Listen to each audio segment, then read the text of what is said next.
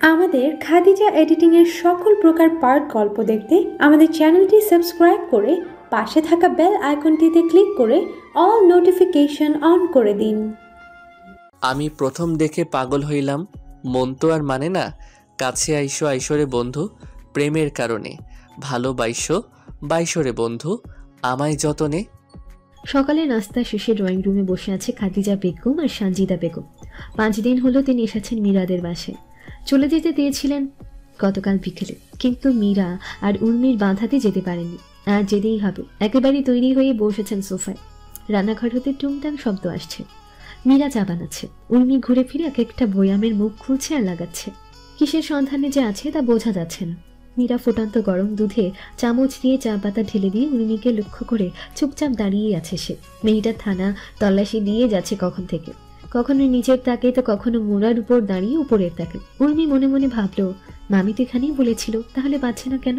পুরো কিচেন খুঁজে কিছুতেই পাচ্ছে না কাঙ্ক্ষিত বস্তুটি। শেষমেশ হতাশ হয়ে বসে পড়লো মোড়ায়। উর্মির আহেন কাণ্ডে মীরার হাসি পেল। মুচকি হেসে বলল, পেলি? দেখছিস না? রাগ হলো উর্মির। দেখতেই পাচ্ছে খুঁজে পায়নি, তারপরেও খোঁজা দিচ্ছে। মুখ ভেঙচি দিয়ে এক গ্লাস জল একটু একটু করে খাচ্ছে। মীরা ওর পাশে বসে বলল, কাল আসবি না? ঠেকা পড়ে নাই আমার। রেগে আছিস? না, হাসছি আমি। তোর হাসি এমন কেন? দেখতে রাগ রাগ লাগে, মুখটা কেমন বোচা বোচা। ঠাট্টার সুরে কথাটা বললেই মীরা ঠোঁট চেপে হেসে দিল।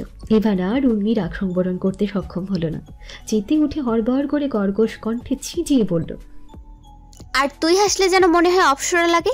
শোন, তুই হাসলে পেতনির মতো লাগে, সামনে দুটো দাঁত বের হয়ে আসে, আমি তো ভয়ে দিশেহারা হয়ে যাই। সত্যি? জি আপামনি, ভুলেও দাঁত কেলায় হাসবি না। তাহলে কিভাবে হাসবো?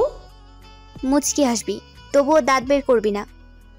মীরা উর্মির আরেকটু কাজ ঘেঁষে মুখটা আলা ভুলা করে বোকা বোকা কণ্ঠে জিজ্ঞেস করলো, জোরে হাসি পেলে তখন? জোরে হাসি পেলে গাল কালায় হাসবি, প্রয়োজনে চোখও কালাবি, কিন্তু দাঁত একেবারেই না। উর্মির কথা কর্ণকুহরে প্রবেশ করতে প্রাণ খোলা অট্ট হাসিতে ফেটে পড়ল মীরা। গা কাঁপিয়ে হাসছে সে। হাসির চুটে এদিক ওদিক ঢলে পড়ছে। উর্মি মুগ্ধ নয়নে তাকিয়ে দেখছে মীরাকে। এই মেয়েটা হাসলে কি অনিন্দ সুন্দর লাগে দেখতে। হৃদয় এবং আঁখি দুটোই জুড়িয়ে যায় এই প্রাণ খোলা হাসিতে। অথচ মেয়েটা হাসতেই যেন ভুলে গেছে নানি চানির মৃত্যুতে। এভাবে রোজ একটু হাসলে কি হয়? এত কেন কিপটামি এই মেয়েটার? কেউ তো ওর হাসি নিয়ে নিচ্ছে না। তবে মীরার চকচকে সাদা দন্তপাটি বের করে উর্মিকে বলল, নে এবার হাসির তারিফ কর একটু। তোর এই প্রাণ খোলা এক চিলতে হাসি মুহূর্তের মাঝে যে কারো হৃদযন্ত্র থমকে দিতে সক্ষম। ধ্যাৎ, বেশি বেশি বলছিস এবার। উর্মি এবার কপট রাগ দেখিয়ে বলল, হ্যাঁ, ভালো কথা তো ভাত নাই। মীরা নিচু হয়ে একটা ছোট্ট বয়াম বের করে হাতে দিল উর্মি। তা দেখে চোখ জোড়া চকচক করে উঠল। ছো মেরে হাতে নিয়ে খুলে ফেলল ঢাকনা। এক মুঠো কিশমিশ বের করে 3-4টে মুখে পুরল। শান্তি লাগছে এখন তার। মামির কিচেনে এসে কিশমিশে হাত দেওয়া যেন নিত্যদিনের রুটিন হয়ে দাঁড়িয়েছে উর্মির। এই ফাঁকে মীরা ফুটন্ত গরম চা কাপে ঢেলে ড্রয়িং রুমে এসে বসেছে। ফুপুর বিদায় বেলায় আবেগপ্রবণ অনুভূতিতে কিছু সময়ের জন্য গল্প জুড়ে দিল। খোলা জানলার পাশে দাঁড়িয়ে আছে মীরা। সাদা কালোর সংমিশ্রণে সুতার কারুকাজ করা শুভ্র রঙের ফিনফিনে পর্দা উঠছে মৃদু বাতাসে। দুপাশে সাদা পর্দার মাঝে অবস্থান করা মানবীকে কালো সালোয়ার কামিজে আজ অন্যরকম সুন্দর লাগছে। মীরা ছুট্টি ঠাঁই দাঁড়িয়ে ভাবুক তার মুখাবয়ব। দৃষ্টি তার খোলা আকাশে তুলোর মতো উড়ে যাওয়া সাদা সাদা মেঘপুঞ্জতে। মৃদু বাতাসে খোলা চুল উঠছে দুপাশে। কালো ওড়নাটা ঢিলে ঢালা করে মাথায় দেওয়া। জোরালো বাতাসে পড়ে যাবে যে কোনো সময়। মীরার কোনো ধ্যান জ্ঞান নেই আশেপাশে। সামনের ব্যস্ত সড়কে শো শো করে গাড়ি যাচ্ছে। কোলাহলময় পরিবেশ। হঠাৎ উচ্চ শব্দে গাড়ির হর্ন কানে আসাতে ধ্যান ফিরল মেয়েটির। বিরক্ত হলো, চোখ মুখ কিঞ্চিত কুচকে ফেলল। শব্দের উৎসের দিকে অনুসন্ধানী দৃষ্টিতে তাকালো। এদিক সেদিক তাকাতে আকাশি রঙের শার্ট পরিহিত বলিষ্ঠ মানবের কাছে দৃষ্টি এসে থামল। রাস্তার একপাশে বাইকে বসা, সামনে কোনো গাড়ি নেই। তারপরেও তুমুল বেগে হর্ন দিয়েই যাচ্ছে। রাজকে দেখার সাথে সাথেই মীরা পর্দার আড়াল করলো নিজেকে। লোকটা এই ভর দুপুরে কি করে এখানে? কার জন্য অপেক্ষা করছে আর পাগলের মতো এত হর্ন বা কেন দিচ্ছে? মীরা চুপি চুপি পর্দার আড়াল হতে চোখ দুটো বের করে আবারও দৃষ্টি দিল পুরুষটার বাণী। লোকটাকে দেখে ভদ্রলোকই মনে হয়, কিন্তু সুযোগ পেলেই মানুষকে লজ্জায় ফেলতে ওস্তাদ যেন। রাইফ তাকে দেখছে না ভেবে স্বস্তির নিঃশ্বাস ফেলল। পর্দার আড়াল হতে বেরিয়ে পরক করতে থাকলো মীরার ভাষ্যমত অসভ্য লোকটাকে। রাইফ এবার নড়ে চড়ে বসলো, বেশ আরাম করে বসে সামনে ঝুঁকে খুব মনোযোগ দিয়ে কিছু দেখছে। আরেকটু ঝুঁকে সময় নিয়ে খুব যত্নের সহিত ডান হাতের বৃদ্ধ আঙুল দিয়ে ছুঁয়ে দিল আয়নার ভেতর আবদ্ধ মানবীকে। 30 সেকেন্ড সময় নিয়ে কিছু একটা চিন্তা করে বাইকটা একটু বাঁকা করলো, শরীরটা একটু পিছিয়ে এনে লুকিং গ্লাসে হাত রাখলো, বাঁ হাতে চুলগুলো ব্যাক ব্রাশ করে ঠোঁটের কোণে ফুটিয়ে তুলল কিঞ্চিত বাঁকা রহস্যময় হাসি। ডান হাতের কবজি ঘুরিয়ে লুকিং গ্লাস সূর্য বরাবর তাক করলো। রাইফের মুখের হাসি এবার প্রসারিত হলো। আঙুলের টোকায় লুকিং গ্লাসটা কিঞ্চিত নড়াতে সেকেন্ডের ব্যবধানে মীরার চোখে মুখে গিয়ে পড়ল সূর্যরশ্মি। মীরা চোখ মুখ কুচকে হাত দিয়ে ঝলমলে আলো থেকে নিজেকে বাঁচানোর আপ্রাণ চেষ্টা। রাইফ ঘুরে তাকিয়েছে মীরার দিকে। মীরার দৃষ্টিতে দৃষ্টি রেখে চোখের ইশারায় বুকের বাঁ পাশে তাক করে বুঝিয়ে দিল মীরার স্থানটুকু। ধরনীর বুকে আধার ঢেলে সন্ধে হয়েছে কিছুক্ষণ আগে। মাগরিবের সালাত আদায় শেষে শওকত রহমানের সাথে হালকা নাস্তা করে আজ অনেক দিন পর পড়ার টেবিলে বসেছে মীরা। বাড়ি এসেছে থেকে পড়ালেখা গোল্লায় উঠেছে। আর 3 মাস পর সেমিস্টার ফাইনাল। এমনিতেই 3 মাসকে অনেক সময় মনে হলেও দেখতে দেখতে যে কিভাবে চলে যাবে বুঝতেও পারবে না। চেয়ার বসে ডিপার্টমেন্টের নোট বইটা খুলল। ভাবসা গরম আজ, মাথার উপর ভন ভন করে ঘোরা বৈদ্যুতিক ফ্যানটাকে মীরা মনে মনে হাজারো কটূক্তি আর ঠেলা গাড়ির সাথে তুলনা করতেও ছাড়ল না। বৃষ্টি হওয়াটা খুব দরকার বলে মনে হচ্ছে মীরা। মাথায় জড়ানো ওড়নাটা খুলে গলায় ঝুলিয়ে রাখলো। পাশের জানলা হতে শিরশির করে বাতাস এসে একটু স্বস্তি দিচ্ছে তাকে। চেয়ারের উপর পা তুলে আরাম করে বসে কলমটা আঙুলের ফাঁকে গুছল। নিঃশব্দে মনোযোগের সহিত লাইনের পর লাইন পড়ছে আর টুকটুক গুরুত্বপূর্ণ পয়েন্টগুলো ঝটপট লিখেও ফেলছে। খাদিজা বেগমের মাঝে 1 কাপ কফি দিয়ে গেছেন, 5 মিনিট হলো, কিন্তু গরমে মীরা কফির মগে হাতও দিচ্ছে না। ঠান্ডা হলে শরবতের মতো একেবারে গিলে ফেলবে নাকি কে জানে। পড়তে পড়তে হঠাৎ বেখেয়ালিতে নজর থেমে গেল টেবিলের এক কোণায় রাখা ছোট্ট আয়নাতে। সাথে সাথেই তার মানসপটে ভেসে উঠে দুপুরের ঘটনা। কেমন ইতর একটা লোক, সমস্যাটা কি তার? আর এত অভদ্রই বা কেন? আরেকদিন দেখা হোক, তুলে আছাড় মারতে ভুলবে না বলে পণ করে বসলো। মাথা থেকে যতই বের করতে যাচ্ছে ততই তার সাথে ঘটা অনাকাঙ্ক্ষিত সাক্ষাৎ সমূহ পর্যায়ক্রমে হানা দিচ্ছে মস্তিষ্কের নিয়রণে। প্রথম অনাকাঙ্ক্ষিত সাক্ষাৎ লজ্জাকর পরিস্থিতি। পরের দিন লোকটার শেষ মুহূর্তের কথাটা আর সেদিন ছাদে বলা কথাটা দিয়ে কি বোঝাতে চায় সে? মীরা জানে সে কি বোঝাতে চায়, কিন্তু এত কিছু করেও যে লাভের লাভ কিচ্ছু হবে না সেটা ভেবে মুচকি হাসি মীরা। বইয়ের পাতা উল্টিয়ে একটা থিওরি পড়লো কয়েকবার এবং বারবার। কাজ হচ্ছে না, মাথায় ঢুকছে না কিছুতে। ঢুকবে কিভাবে?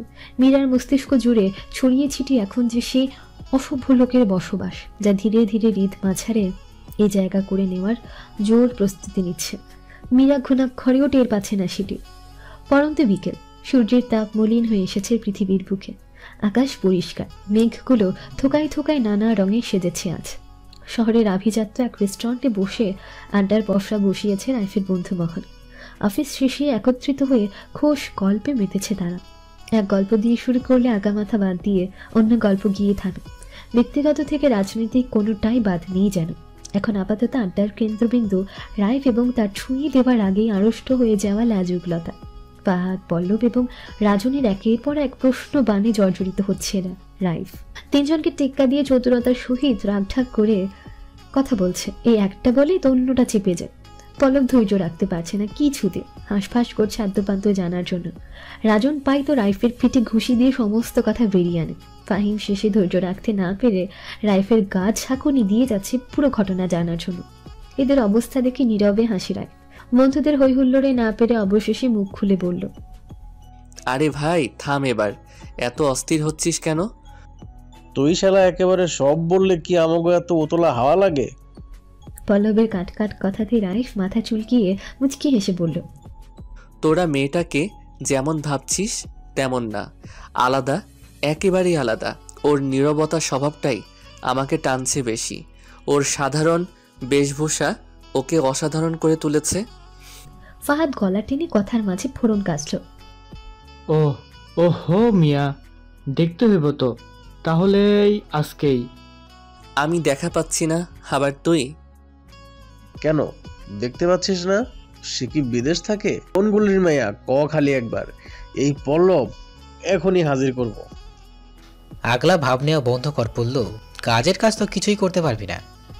রাজনের মুখে পল্লু ডাকটা শুনে কেঁপে উঠল পল্লব। বসা থেকে উঠে তেড়ে গেল রাজনের দিকে। আর দ্রুততার সহিত ব্যতিব্যস্ত হয়ে মাঝে ঢুকে বাধা প্রদান করে শান্ত করলো দুজনকে।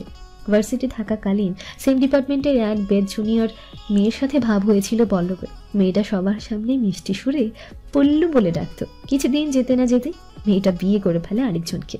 পল্লবের কচি মন তখন ছ্যাঁকা খেয়ে ব্যাকা হয়ে মুফড়ে পড়ার জোগাড়। তখন থেকে মাঝে মাঝে সুযোগ পেলে এই নামে ডেকে খেপিয়ে দেয়। রাইফ এবং ফাহাদকে উদ্দেশ্য করে অভিযোগ জানিয়ে পল্লব বলল, মামা, ওই যদি আরেকবার পল্লু ডাকে আমি কিন্তু ওর বোনের নিয়ে ভাগমুখ হয়ে দিলাম। পল্লবের কথা শুনে বাকি তিনজন হো হো করে হেসে দিল একযোগে। রাইফ মিটিমিটি হেসে চুপচাপ শুনেই যাচ্ছে। এই গন্ডগোল থামানোর কোনো তাগিদ তার নেই। আরাম করে হেলান দিয়ে বসলো আরো। এমন একটা ভাব যেন সে খুব উপভোগ করছে এটা। ফাহাদ এবার উচ্চ স্বরেই ধমকে উঠল, থামবি নাকি কয়েকটা খাবি তোরা? ফাও পেঁচাল পেরে আসল কাহিনী শুনতে দিস না? ফাহাদের ধমক আর নিজেদের বোকামিতে চুপসে গেল রাজন এবং পল্লব।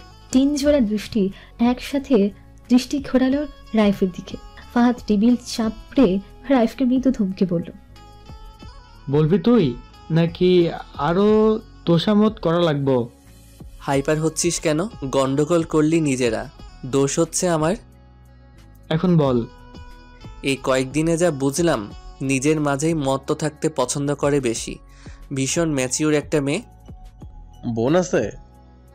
কথাটা কর্ণকুহরে প্রবেশ করতে মাথা ঘুরিয়ে সবার নজর গেল পল্লবীর উপর। এই পল্লব যা সারাদিন এর বোন তো ওর বোন নিয়ে পড়ে থাকে। ফাহাদের তো মন যাচ্ছে এক্ষুনি এর উপর থেকে নিচে ফেলে দিতে, তারপর কারো বোনের উপর গিয়ে পড়ুক, মনের স্বাদ মিটে যাক। কথা হয় রাতে? হুট করে রাজনের খাপ ছাড়া প্রশ্ন শুনে রাইফের চক্ষু কোটর বাইরে আসার জোগাড়। যেখানে সে দেখা পাওয়ার জন্য সেই সকাল থেকে বসেছিল রাস্তায়। কত রজনী অপেক্ষায় কাটিয়েছে ছাদে, কত রাত গেছে নির্ঘুম, তার হিসেব নেই। আর এই রাজনটা বলে কি সবসময় এত অ্যাডভান্স কেন চিন্তা করতে হবে ওর? বিশ্রী গালি দিতে ইচ্ছে করছে ওকে। মুখটা আলো আভুলো করে রাজনের গাল টেনে রাইফ আহ্লাদি কণ্ঠে বলল, কথা কেন দেখাও হয়? একসাথে বসে গল্প করি, চন্দ্রবিলাস করি, রান্না করে খাওয়াই নিজ হাতে। আজ ডেটিংয়ে আসবে একটু পর, এমনই তো শুনতে চাইছিলি। এবার হ্যাপি? রাইফের কথা শুনে ফাহাদ হতাশার শ্বাস ফেলল। বন্ধু যে এখনো ঝুলে আছে তা ঠিক বুঝতে পারছে। পল্লব বাসনে হেলান দিয়ে ভাবুক কণ্ঠে আফসোস করতে করতে বলল, এমন কথা বলিস না বন্ধু, আত্মাটা ধকপক করে একটা বউয়ের জন্য। রাজন হালকা ধাক্কা দিয়ে বলল, সারাদিন বোন বনই করিস, বউ চটাতে পারবি না? তৎক্ষণাৎ সবাই হো হো করে হেসে উঠল সমস্বরে। এই আড্ডা কখন থামবে তা ওদের জানা নেই। এই যে রাইফ থেকে এখন পল্লবের বউ পর্যন্ত আসলো, সেটা হয়তো এক সময় সালমান খান সিঙ্গেল কেন সে প্রশ্নে গিয়ে থামবে। এভাবে চলবে তাদের কথার ফুলঝুরি। পরপর কেটে গেছে কয়েকটা দিন। আজ শুক্রবার, সাপ্তাহিক ছুটির দিন। অন্যান্য দিনের তুলনায় আজ যেন কর্মব্যস্ততা বেড়ে গেছে সবার। ঘরের এই কাজ সে কাজ লেগেই আছে একটার পর একটা। বিছানায় বসে শওকত রহমানের সাদা পাঞ্জাবি ইস্ত্রি করে দিচ্ছি মীরা। বিন্দু বিন্দু ঘাম জমেছে কপালে। হাত খোপাটা ঢিলে হয়ে পিঠের উপর কোনো রকমে আটকে আছে। বাঁধন আলগা হতে পারে যে কোনো সময়, জায়গা করে নেবে পুরো পিঠ সম। বা হাতের উল্টো পিঠের সাহায্যে কপাল এবং নাক মুখের বিন্দু বিন্দু ঘাম মুছে মুখের উপর আসা কিছু চুলকে কানের পিঠে গুজে দিল। এর মধ্যে খাদিজা বেগম রুমে আসলেন। ওয়ার্ড্রবের ড্রয়ার খুলে অপরিষ্কার কাপড় বাছাই করছেন তিনি। যদিও মীরা বেশ পরিপাটি এবং গোছানো স্বভাবের মেয়ে, তবুও দুই একটা খুঁজছেন যদি পাওয়া যায় সে আশায়। মীরা সাদা এবং হালকা রঙের কাপড় বেশি পরিধানের কারণে খুব দ্রুতই ময়লা হয়ে যায়। এদিক সেদিক ওলট পালট করে দুইটা ওনার এক কোণায় তরকারির হলুদ দাগ খুঁজে পেলেন। নামাজের হিসাবটাও চেয়ার থেকে নিয়ে মীরার বিপরীত পাশে বসে পড়লেন তিনি। মীরা নজর উঁচু করে মুচকি হেসে নজর নামিয়ে নিল। মাকে স্পষ্ট কণ্ঠে জানিয়ে দিল, আমি গোছলের সময় ধুয়ে দিব আম্মা, রেখে দাও। রেখে দেওয়ার জন্য নেইনি। আজ দুপুরে কি খাবি বল? খিচুড়ি খেতে ইচ্ছা করছে। গরুর মাংস আছে? হ্যাঁ আছে। আচ্ছা তাহলে আমি রান্না করি। পাঞ্জাবিটা ভাঁজ করে সোজা হয়ে বসল মীরা। এতক্ষণে পুরো পিঠ সমেত জায়গা করে নেওয়া লম্বা ঘন কালো ঝরঝরে চুলগুলোকে দু হাতের সাহায্যে হাত খোপা করে নিল। খাদিজা বেগম ভাঁজ করা পাঞ্জাবি হাতে নিয়ে উঠতে উঠতে বললেন, গরম অনেক কিচেনে, আজ আমি করি, তুই অন্যদিন করিস। আমি পারবো আম্মা, দেখি কাপড়গুলো দাও। খাদিজা বেগম দ্রুত হাত সরিয়ে দূরে গিয়ে নিলেন। কিন্তু মীরা হুড়মুড় করে লাফিয়ে এসে এক প্রকার ছিনিয়ে নিল কাপড়গুলো। খাদিজা বেগম রেগে গেলেন, কিন্তু মীরা সেই রাগকে তোয়াক্কা করল না একটুও। বাথরুমে দরজা ঠেলে কাপড়গুলো ভেতরে বালতিতে রেখে আবারও লাগিয়ে দিল দ্রুততার সহিত। মাকে টানতে টানতে নিয়ে গেল কিচেনে। জ্বলন্ত চুলায় টকবক করে ফুটছে গরুর মাংস। ঘর শুদ্ধ লোভনীয় স্বাদের ঘ্রাণ মোমো করছে। এই ঘ্রাণ যে কারো পেট মোচড় দিয়ে তুলবে। গরম গরম ভাতের সহিত 2 টুকরো মাংস নিয়ে খাবার ইচ্ছে। পাশের চুলোয় চিংড়ি মাছ ভুনো করছেন রাজিয়া বেগম। উনি নিজে চিংড়ি মাছ খান না অ্যালার্জির কারণে, কিন্তু বাবা ছেলে অনেক পছন্দ করেন। এখন তো জাহাঙ্গীর আলম নেই, তবুও রোজ নিয়ম করে ছেলের জন্য চিংড়ি মাছ ভুনা করেন। 2-1টা টমেটো দিয়ে ঝাল ঝাল চিংড়ি ভুনাটা ছেলে একটু বেশি পছন্দ করে কিনা। খটখট করে আওয়াজ এলো সদর দরজার বাইরে থেকে, পরপর 2বার। রাজিয়া বেগম পেছন ঘুরে নিয়ে দরজার পানে তাকিয়ে আবারও সামনে মুখ ফিরালেন। 2 আঙুলে মোচড় দিয়ে গ্যাসের পাওয়ার লোতে নামিয়ে ছুটলেন দরজার দিকে। তিনি জানেন দরজার ওপাশে এখন রাইফ দাঁড়িয়ে আছে। ছোট থেকে কলিং বেল চাপে না সে। 2 আঙুলের সাহায্যে সব সময় টোকা দেয় যেন ভেতরের কারো ঘুমিয়ে ডিস্টার্ব না হয়। হুট করে কলিং বেলের আওয়াজে চমকে ওঠেন অনেকে। দরজা খুলে রাইফের হাত থেকে বাজারের ব্যাগ নিয়ে আবার ছুটলেন কিচেনে। যেতে যেতে বলে গেলেন, একেবারে গোসল করে ফেল আব্বা, গা চুলকাবে দেরি করলে। রাইফ ডাইনিং এর উপর থেকে গ্লাসে রাখা স্বচ্ছ পানি ঠকঠক করে পান করে তৃষ্ণা মেটালো। বাজার শেষে সোজা সেলুনে গিয়েছিল সে। চুল এবং দাড়ি হালকা কেটে একটু অন্যরকম লাগছে দেখতে। রুমে ঢুকে ফ্যানের সুইচ অন করে দিল। আয়নার সামনে দাঁড়িয়ে একটানে কালো গেঞ্জি খুলে ছুঁড়ে ফেললো চেয়ারের উপর। টান টান উজ্জ্বল শ্যামলা বর্ণের মেয়েহীন দেহ উন্মুক্ত হলো। বারান্দায় নেড়ে দেওয়া টাওয়াল নিয়ে গোসলে যাবে সে মুহূর্তে নাকে এলো কষানো গরুর মাংসের মশলা মাখানো ঝাঁঝালো ঘ্রাণ। লোভ সামলাতে পারল না কিছুতে। হাতের তাওয়ালে কাঁধে নিয়ে হাঁটা ধরলো রান্নাঘরের দিকে। মায়ের কাছে এসে দেখে অল্প আঁচে এখনো রান্না চুলায়। আদুরে কণ্ঠে মাকে জিজ্ঞেস করলো, আম্মা ঘেমে গেছো তো, আর কতক্ষণ লাগবে? তুমি যাও, আমি দেখতেছি। ডাল ফোড়ন দেওয়ার জন্য কিছু পেঁয়াজ কুচি করেছেন তিনি। এক পলক তাকিয়ে জবাব দিলেন, এই তো শেষ আব্বা, তুই এখনো গোসলে ঢুকিসনি কেন? মাংসের ঘ্রাণে আর থাকতে পারলাম না আম্মা। পাশ থেকে চামচ নিয়ে মায়ের আঁচল দিয়ে সরিয়ে নিল ঢাকনা। সাথে সাথে হুড়মুড় করে নাকে প্রবেশ করলো লোভনীয় ঘ্রাণ, যা মুখে পানি আনার জন্য যথেষ্ট। এক টুকরো মাংস নিয়ে গরম গরম মুখে পুরি দিয়েছে সে। তাতে তার মুখ ঝলসে যাবার জোগাড়। ফু দিয়ে দিয়ে কোনো রকমে গলধকরণ করতে সক্ষম হলো। রাজিয়া বেগম রেগে গেলেন এমন অবস্থা দেখে। চোখ পাকিয়ে বললেন, এত অস্থিরতা কেন তোর রাইফ? আস্তে ধীরে খেতে পারিস না? আহ আম্মা, এত মজা হয়েছে তরকারি, ধৈর্য ধরে রাখতে পানি নাই। যা এবার গোসলে, নামাজ পড়ে এসে একেবারেই খাবি। চিংড়ির বাটিটা দাও একটু এদিকে, এটাও টেস্ট করে যাই। লবণ বেশি দিলা না কম দিলা কে জানে। এমন কথা শুনে রাজিয়া বেগম রাগ করতে গিয়েও হেসে দিলেন। ছেলে যে লবণের উচ্ছিলা করে মাছ খেতে চাচ্ছে তা উনি ঢের জানেন। তাকে আর বাটিটা দিতে হলো না। রাইফ নিজেই বাটি নিয়ে কপাঘপ মুখে পুড়ে ছুটল গোসলের উদ্দেশ্যে। চিংড়ি মুখে থাকা অবস্থাতে আধো আধো কণ্ঠে চেঁচিয়ে মাকে বলল, ফার্স্ট ক্লাস হইছে আম্মা, আর 2টা খাইতে পারলে ডাবল ফার্স্ট ক্লাস হইতো। জোহরের আজান হয়েছে বেশ কিছুক্ষণ হলো। শকত রহমান রেডি হয়েছেন পাঞ্জাবি পরে। শেষে পাঞ্জাবি এবং হাতের কবজিতে একটু আতর মেখে একেবারে তৈরি তিনি। মীরা সমস্ত ঘর ঝাড়ু দিয়ে মুছে ফেলেছে। আসবাবপত্রের উপর জমে থাকা ধুলো বালিও মুছে একেবারে চকচকে করে তুলেছে। সেই সময় খাদিজা বেগমকে নিয়ে কিচেনে ঢুকলেও গরম অতিষ্ঠ হয়ে 20 মিনিট পরই বেরিয়ে এসেছে সেখান থেকে। এখন সে দরজার সামনে এক কোণায় চুপটি করে বসে মাথা নিচু করে বাইরে যাওয়ার জুতাগুলো গুছিয়ে রাখছে শেলফে। এক জোড়া করে জুতো হাতে নিচ্ছে আর ফ্লোরে বাড়ি দিয়ে জুতায় লেগে থাকা বালুগুলো আলাদা করে উপরে রাখছে। সিঁড়ি বেয়ে কারো নিচে আসার শব্দ পেয়ে দ্রুত ওনাটা টেনে নিল মাথায়। পায়ের শব্দটা খুব কাছাকাছি এসে থেমে গেল। সুন্দর পুরুষালী ঘ্রাণ আসছে নাকে। সেকেন্ড 5-এর মধ্যে বুঝতে পারল এই ঘ্রাণটা তার চেনা। এর আগেও পেয়েছে সে এবং মালিককে সেটাও ঠাওর করতে সক্ষম হলো। এখনো যাচ্ছে কেন লোকটা? বিরক্তিতে চোখ মুখ শক্ত করলো মীরা। আজ আর নিস্তার নেই লোকটা। যা হবার হবে, কিন্তু অসভ্যতামির জন্য একটা ধমক দেবে এসে। মাথা উঁচু করে ধমকে উঠবে সেই মুহূর্তে রায় ফিসফিস শব্দে ভরাট কণ্ঠে বলে উঠল, আমার থেকে পালিয়ে আর কতদিন থাকবা মীরা? তোমার নীরবতা পীড়া দিচ্ছে আমাকে, আমার হয়ে যাও প্লিজ। ফিসফিস করে বলা কথাটা কর্ণকুহরে পৌঁছা মাত্রই মীরা তেলে বেগুনে জ্বলে উঠল। বিরক্তিকর রেখা স্পষ্ট ফুটে উঠেছে মুখাবয়বে। দু ভ্রু কুচকানোর ফলে কপালে সূক্ষ্ম ভাঁজেরও সৃষ্টি হয়েছে। আচ্ছা বেহায়া তো লোকটা, পেয়েছি কিউনি, যখন তখন যা খুশি তাই বলে দেবে। আজ ওনার ফুরফুরানি বের করে ছাড়বে মীরা। যা ভাবনায় সেই কাজ। ফট করে দাঁড়িয়ে পড়ল সে। দাঁতে দাঁত চেপে গোলাপি আভা ফুটে ওঠা মুখটা ঘুরিয়ে অগ্নি দৃষ্টি নিক্ষেপ করলো। চাপা স্বরে দাঁতের দাঁত চেপে শুধালো, সমস্যা কি আপনার? এবং তৎক্ষণাৎই মীরার নজরে এলো শুভ্র পাঞ্জাবি পরা সুঠাম দেহি শ্যামবর্ণের পুরুষটাকে আজ কেমন স্নিগ্ধ, সুন্দর এবং পবিত্র লাগছে। চুলগুলো বেশ পরিপাটি, গালের খোঁচা খোঁচা দাড়িগুলো আজ খুবই ছোট। দেখতে দেখতে বাচ্চা বাচ্চা লাগছে কেমন। মনে হচ্ছে কয়েকদিনের ব্যবধানে তার বয়স 4-5 বছর কমে গিয়েছে। দৃষ্টি এদিক সেদিক ঘুরিয়ে আবারও বেহায়া নজর গেল রাইফের কপাল, নাক, মুখ, গলা এবং সর্বত্র।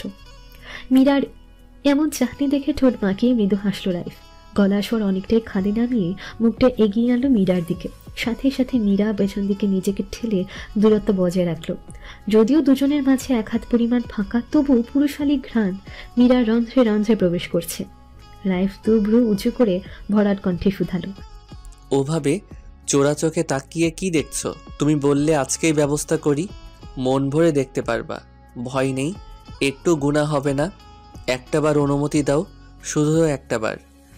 মীরা চোখ গোল গোল করে বিস্ফোরণ নেত্রে তাকাতেই রাইফ পিঠ টান টান করে সোজা হয়ে দাঁড়ালো। মীরা যতই বুঝতার এবং আত্মবোধ সম্পন্ন মেয়ে হোক না কেন, এমন পরিস্থিতি তার জন্য নতুন এবং এটাই প্রথম। কেউ যে তাকে পছন্দ করেনি তা নয়, কিন্তু এতটা কাছে আসার দুঃসাহস পূর্বে কেউ করেনি। মাথাটা গোলমাল লাগছে তার কাছে। মনের ভেতর শব্দগুলো জমাট বেঁধে আছে। শুষ্ক গলাটা ঢুকিলে ভেজানোর বৃথা চেষ্টা করলো। দুরু দুরু বুকে 7-5 ভেবে অগোছালো কথাগুলো গুছিয়ে আনলো। শুষ্ক অধর যুগল জিহ্বার ডগার সাহায্যে ভিজিয়ে নিয়ে জবাব দেওয়ার উদ্দেশ্যে কিঞ্চিত ফাঁক করতেই রাইফ বলে উঠল, আর কত নীরব থাকবে? আমি আর পারছি না মীরা, সত্যিই পারছি না। তোমার কি সম্মতি আছে আমার প্রস্তাবে? আম্মাকে পাঠাবো? পাঠাই? রাইফের চোখ মুখ ভর্তি কি আকুল আবেদন, কাছে পাওয়ার কিংবা দুচোখ ভরে প্রেয়সীকে দেখে তৃষ্ণা মেটানোর। মীরা এমন সব কথার অর্থ সাথে সাথে অনুভব করতে সক্ষম হলো না। অন্য সময় হলে ঠিকই বুঝতে পারত, কিন্তু রাইফের একের পর এক কথার বাণী সত্যি আজ অসহায় লাগছে তাকে। নিজেকে শান্ত করতে কিছুক্ষণের জন্য নেত্রপল্লব বন্ধ করলো। অধরের মাঝে হালকা ফাঁক করে ভেতরে জমা রুদ্ধশ্বাস বের করে নিয়ে পিটপিট চোখে আরেকবার রাইফের পানি তাকানোর উদ্দেশ্যে চোখ খুলল। দৃষ্টি নিক্ষেপ করতেই দেখতে পেল সম্মুখে সেই নীল। এক মুহূর্তের মাঝে কোথায় হাওয়া হলো ভেবে মীরা এবার আরো বেশি হতভম্ব হলো। ইনি কি পাগল নাকি ছাগল, জিন নাকি ভূত, কখন কি করে বোঝা মুশকিল। আকস্মিক পেছন থেকে ভেসে আসা কণ্ঠস্বরে চমকে উঠল মীরা। আব্বাজান এখানে কখন আসলেন? সব শুনে ফেলেননি তো? কথা বলতে দেখে কি মনে করবেন তিনি? ভুল বুঝবেন না তো? এরকম অনেক প্রশ্ন উকি দিচ্ছে মীরার মনে। মনের প্রশ্ন মনের মাঝেই চাপা দিয়ে চট করে পিছু তাকিয়ে ঘুরে দাঁড়ালো। শওকত রহমানের হাসি হাসি মুখে রাইফের সাথে হ্যান্ডশেক অবস্থায় সালাম এবং কুশল বিনিময় করতে দেখে মীরার অশান্ত মন খানিকটা শান্ত হলো। পরিস্থিতি যে নিয়ন্ত্রণে আছে সেটাও জানান দিল তার মস্তিষ্ক। শওকত রহমান হাস্যোজ্জ্বল মুখ রাইফের উদ্দেশ্যে বলছেন, নামাজে যাচ্ছ রাইফ? রাইফের বেশভূষা দেখে বোঝা যায় নামাজের পূর্ব প্রস্তুতি তার মাঝে। তার প্রশ্ন করে আর উত্তরের জন্য অপেক্ষা করলেন না, পর মুহূর্তে বললেন, আচ্ছা চলো একসাথেই যাই। রাইফ গাল ভর্তি হাসি দিল, শ্রদ্ধার সহিত বলল, হ্যাঁ হ্যাঁ চাচা চলেন। নিচে নামার উদ্দেশ্যে পা বাড়াতে বাড়াতে শওকত রহমান মীরাকে বলল, আম্মা যান এখন এগুলো রাখেন, গোসল করে সালাত আদায় করেন, যান ভেতরে যান। মীরা এক পলক শওকত রহমানের দিকে তাকিয়ে নিচু আওয়াজে বলল, জি আব্বাজান, সাবধানে যাবেন। শওকত রহমান এবং রাইফ নিচে নেমে গেলেন খোশ মেজাজে গল্প করতে করতে। মীরারও এত কিছুর পর এখন আর ইচ্ছে করছে না এখানে দাঁড়িয়ে থাকতে। এমনিতেই আজ তীব্র গরম, তার উপর রাইফের আজকুবি কথাবার্তা শুনে মাথা কান থেকে ধোঁয়া বের হবে বলে মনে হচ্ছে। শরীর ঘেমে একাকার। ফিনফিনে শরীরটার সাথে লেপটে আছে পিত রঙের উপর হালকা প্রিন্টের জামাটা। কোনো রকমে জুতাগুলো উপরে তুলে ময়লাগুলো ঝাড়ুর সাহায্যে বেলচাতে তুললেই বড় বড় পা ফেলে ভেতরে প্রবেশ করলো। দরজা আটকে দিল শব্দ করে। রাইফের উপর জমানো ক্ষোভ দরজায় প্রয়োগ করলো কি না কে জানে। শওকত রহমান এবং রাইফ বিভিন্ন বিষয়াদি নিয়ে আলোচনা করছেন আর পায়ে পা মিলিয়ে এগোচ্ছেন। বাসা হতে মসজিদ বেশি দূরে না, এই তো 2-3 মিনিট হাঁটলেই মসজিদ। 3 রাস্তার মোড়ে মাথা উঁচু করে দাঁড়িয়ে আছে তার নিজস্ব সত্তায়। মধ্য রাস্তায় এসে শওকত রহমান পাঞ্জাবির পকেটে হাত ঢুকালেন। শূন্য পকেট, সাথে সাথে অন্যটাতে হাত দিলেন। পকেট হাতড়ে মুঠো ফোন, তসবি এবং কিছু টাকা ব্যতীত অন্য কিছু পেলেন না। না, টুপিটা এটাতেও নেই। খাদিজা বিছানার উপরেই তো রেখেছিল পাঞ্জাবি পাজামার সাথে, সঙ্গে নিতে একেবারেই ভুলে গেছেন। ভুলটা বয়স বাড়ার সাথে সাথে স্মৃতিশক্তি লোপ পাচ্ছে ভেবেই রাইফের দিকে তাকিয়ে বললেন, দেখেছো অবস্থা, টুপিটা রেখে আসছি। বয়স হচ্ছে তো, তুমি যাও, আমি গিয়ে আনছি।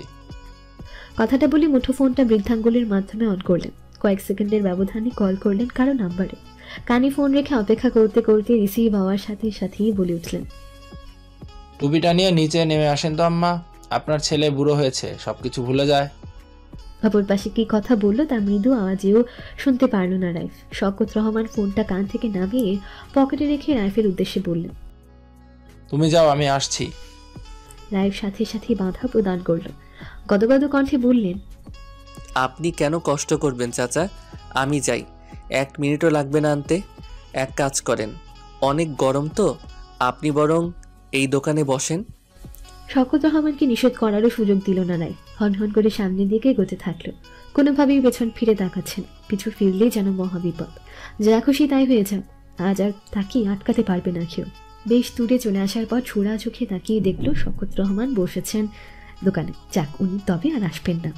এই সুযোগে যদি আরেকবার হৃদয় দিয়ে বসা রমণীর সান্নিধ্য লাভ করা যায় তবে মন্দ কি।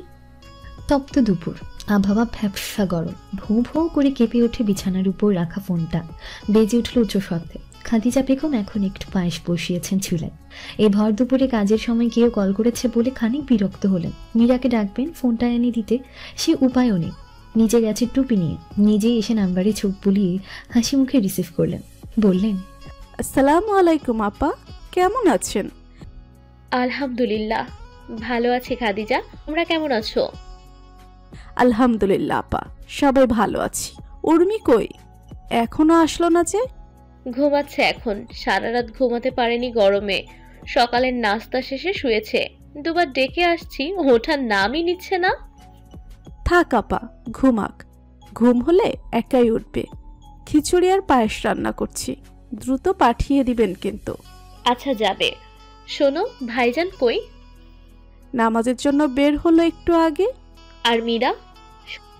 ওর আব্বাজান ভুলে টুপি রেখেই চলে গেছে, সেটা দিতেই নিচে গেছে, চলে আসবে এখনই। সানজিদা বেগম এই পর্যায়ে এসে ফিস ফিস করে করে কথা বলা শুরু করলেন। এমন একটা ভাব যেন ফোনের কথা অন্য কেউ শুনে ফেলবে, অথচ দুই প্রান্তেই দুজনের রুমে একা। শোনো খাদিজা, খুব ভালো একটা সম্বন্ধ আসছে বুঝছো। ছেলেরা উচ্চশিক্ষিত, খুব ভালো ফ্যামিলি, ঢাকায় থাকে, বাবার বিজনেস আছে অনেক বড়, ছেলেও প্রতিষ্ঠিত, খুবই নম্র ভদ্র। তুমি ভাই আর মীরাকে বুঝাও, এমন সম্বন্ধ কিন্তু পরে নাও আসতে পারে। খাদিজা বেগম ভাবনায় পড়লেন। মীরার বাবাকে নিয়ে তো কোনো সমস্যা না, কিন্তু মেয়েকে বুঝাবে কি করে? দাদির শোকে শোকার্ত হয়ে বিয়ে নামক জিনিসটাকে একের পর এক নাকচ করেই যাচ্ছে। শখ তো সবার থাকে। নূরজাহান বেগমেরও শখ ছিল প্রিয় নাতনির বিয়ে দুচোখ ভরে দেখার। তার জন্য ব্যবস্থাও নিয়েছিলেন। এক সম্ভ্রান্ত পরিবারে বিয়ে ঠিক করেছিলেন তিনি। ক্রমে বিয়ের দিন ঘনিয়ে আসায় উৎসব ভাব বিরাজ করেছিল পুরো বাড়িতে। কিন্তু হায়াত মৌত কি আর বলা যায়। বিয়ের ঠিক 2 দিন আগে ফজরের নামাজ পড়ে তসবিহ তেলাওয়াত করা অবস্থাতেই শেষ নিঃশ্বাস ত্যাগ করে। দাদিকে হারানোর কষ্টে এবং তার শখ পূরণ হলো না বলে মীরা সেদিনই শওকত রহমানকে সাফ সাফ জানিয়েছে সে এই বিয়ে আর করবে না। শুধু এটা না, কখনোই বিয়ের আসরে বসবে না সে। ভালো পরিবার হওয়াতে বরপক্ষ মীরার অবস্থা বুঝেছিল সেদিন। তারাও আর জোর করেনি। কিন্তু মীরার মতো মেয়েকে ছেলের বউ করতে না পারার আফসোস রয়ে গেছে তালুকদার সাহেবের স্ত্রীর মনে।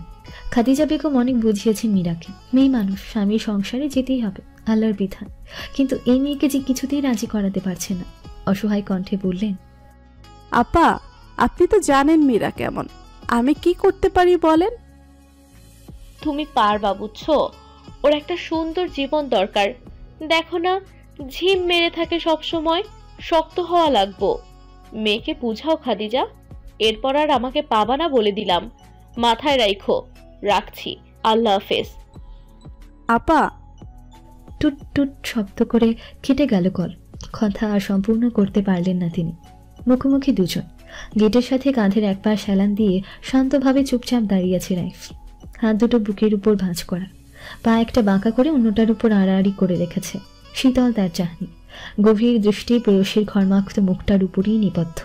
মীরার অস্বস্তি হচ্ছে খুব, সাথে আব্বাজানের উপর রাগও হচ্ছে। উনি নিজে না এসে কেন এই লোকটাকেই পাঠালেন? শকত রহমানের কল পাওয়ার সাথে সাথে টুপিটা হাতে নিয়ে নিচে নেমে এসেছে। দ্রুততার সহিত সিঁড়ির ধাপ দুটো করে অতিক্রম করার ফলে এখনো হাঁপাচ্ছে সে। 3 মিনিট পার হতে চলল, কিন্তু রাইফ একইভাবে দাঁড়িয়ে। মীরার হাতে সাদা টুপিটা এখনো বিদ্যমান। একবার এগিয়ে দিয়েছে, কিন্তু রাইফ প্রত্যাখ্যান করেছে। অধৈর্য হয়ে মীরা মুখ খুলবে ঠিক তখনই রাইফ চোখ রাঙালো, ভ্রুকুটি করে বুঝিয়ে দিল আর কিছুক্ষণ। মীরা অবাকের উপর অবাক হচ্ছে বারংবার। আশ্চর্য, এমন হাবভাব কেন লোকটার? বারবার অধিকার খাটাচ্ছে তার উপর। মীরার এবার মনে হলো রাগে শরীরের রগ ছুড়ে যাবে। অধৈর্য হয়ে সামনে থেকে 2 পা এগিয়ে এসে রাইফকে অতিক্রম করে উকি দিল গেটের বাইরে সে। আব্বাজানকে দেখা যাচ্ছে না কোথাও। রাগে গম গম করে আবারও রাইফের সামনে এলো। কাটকাট কণ্ঠে বলে উঠল,